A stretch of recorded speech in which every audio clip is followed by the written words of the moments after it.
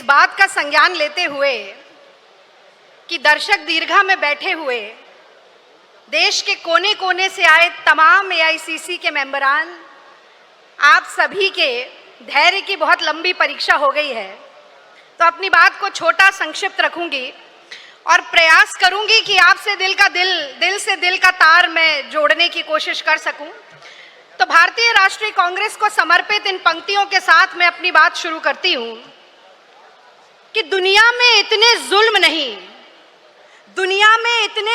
नहीं जितनी लड़ने की ताकत है। तानों के शोर में रहकर भी हमें सच कहने की आदत है। मैं सागर से भी गहरा हूं, तुम कितने कंकड़ फेंकोगे, चुन चुन कर आगे बढ़ूंगा मैं, तुम मुझको कितना रोकोगे।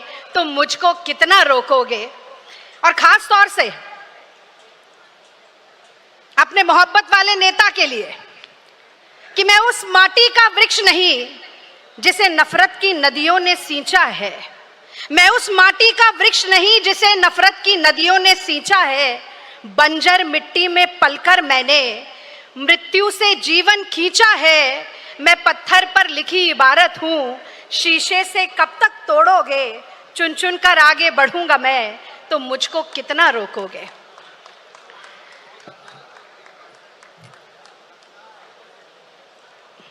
मैं समझती हूं कि मंच पर कांग्रेस पार्टी का सर्वोच्च नेतृत्व जो है वो अभी मौजूद नहीं है, पर सबके बारे में एक एक लाइन बोलकर मैं अपनी बात को आगे बढ़ाना शुरू करूंगी। और मैं कहना चाहती हूं कि साहस है पहचान जिसकी, मुश्किलों से जो ना हारी हैं, शक्ति का स्वरूप है जो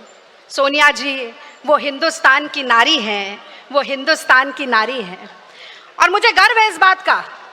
कि बतौर कांग्रेस अध्यक्ष 4 से 19 प्रदेशों में हमारी सरकार लाने वाली, अटल अडवाणी युग के सूर्य को अस्त करने वाली और मुझ जैसी लाखों करोड़ों आम घरों से निकलने वाली बेटियों और महिलाओं का हाथ पकड़कर राजनीति और समाज में आगे बढ़ाने वाली सोनिया गांधी जी का सानिध्य और नेतृत्व हम सभी को प्राप्त हुआ, ये बहुत सौभाग्य की बात है। आदरणीय खड़गे जी मंच पर नहीं है, लेकिन मुझे लगता है कि कांग्रेस का हर कार्यकर्ता जब आज खड़गे जी की तरफ देखता है तो न सिर्फ वो ये सोचता है कि पंक्ति में खड़े हुए अंतिम व्यक्ति के आंसू पोंछने हैं, कि दलितों, वंचितों, हाशिए पर पड़े हुए लोगों के हक और हुकूक की आवाज को बुलंद करना है, बल्कि वो ये भी सोचता है कि अगर कांग्रेस की विचारधारा का परचम निष्ठा और प्रतिबद्धता के साथ उठाया जाए तो एक ब्लॉक अध्यक्ष से कांग्रेस के राष्ट्रीय अध्यक्ष तक का सफर भी साथियों पूरा किया जा सकता है। और मैं कहना चाहती हूं कि देश भर में संगठन को मजबूत करने की जिम्मेदारी जिनके कंधों पर है, जोश, जुनून, जज्बा और ऊर्जा कांग्रेस पार्टी में उसका संचार करने की जिम्मेदारी जिन पर है, केसी वेणुगोपाल जी भी हमारे बीच में है। और जो नहीं है, 1 मिनट, बस 1 मिनट का समय और लूंगी, प्रियंका जी के लिए भी 2 शब्द बोलूंगी मैं जरूर, आज इस मंच पर नहीं है। लड़की हूं, लड़ सकती हूं का नारा देकर इस देश में महिला सशक्तिकरण, सम्मान और सुरक्षा की प्रतीक जो बनी,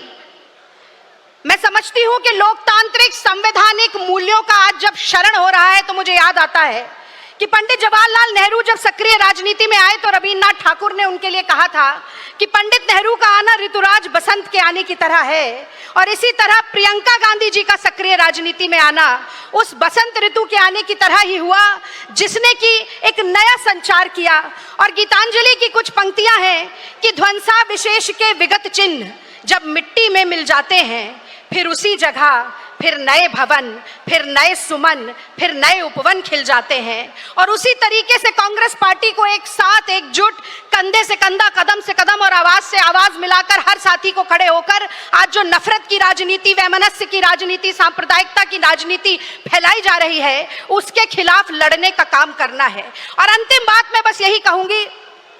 कि एक नेता अगर देश में है जो सुलगते हुए मणिपुर में जाकर लोगों के जख्मों पर मलहम लगाता है,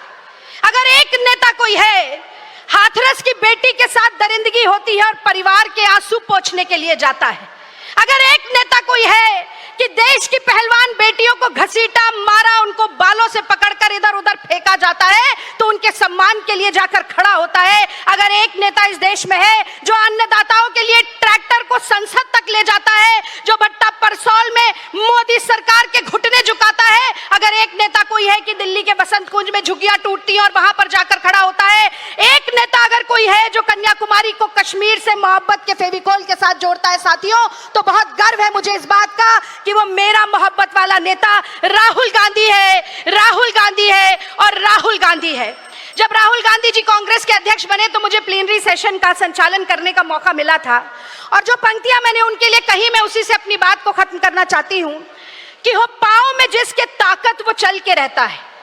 हो पांव में जिसके ताकत वो चल के रहता है और दुश्मन लाख गिराए संभल के रहता है, हो जिस चिराग में शिद्दत लौ बढ़ाने की हवाएं लाख बुझाए साथियों, वो चिराग जल के रहता है, वो चिराग जल के रहता है। और अंतिम बात, बस बिल्कुल सर अंतिम बात मैं ये जरूर कहूंगी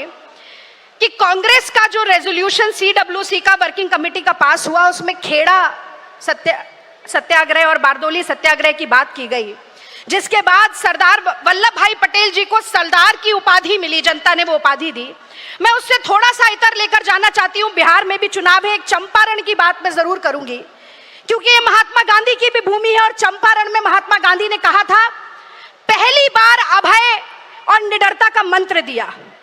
उन्होंने वकीलों से, किसानों से और कांग्रेस के कार्यकर्ताओं से कहा कि जो नीलहे हैं, जबरदस्ती नील की खेती कराने वाले हैं, इनसे डरो मत, इनके खिलाफ इनके अन्याय के खिलाफ आवाज उठाओ। और वही डरो मत का नारा ये कांग्रेस का हाथ दिखाकर, ये अभय मुद्रा दिखाकर हमारे नेता राहुल गांधी कहते हैं।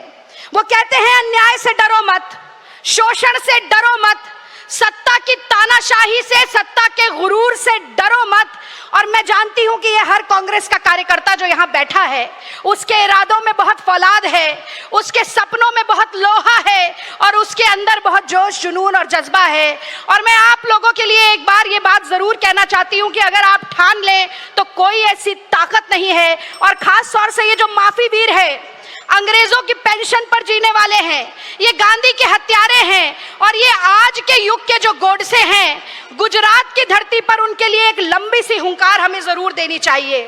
आज देश में महंगाई की मार है, नौजवान बेरोजगार है, महिलाओं की अस्मिता तार तार है, किसान आत्महत्या करने को लाचार है, पेट्रोल डीजल 100 के पार है, हर कमजोर हो रहा हर संवैधानिक अधिकार है। ऐसी नाकारा और निकम्मी ये गुजरात की और दिल्ली की मोदी सरकार है। तो मेरे साथ एक बार जोरदार नारा लगाइए कि जो सरकार निकम्मी है, अरे जो सरकार निकम्मी है। मुझे इस गौरवशाली क्षण का भागी बनाने के लिए ये मौका जो मुझे मिला, मैं बहुत बहुत आभारी हूं। जय हिंद, जय गुजरात, जय कांग्रेस।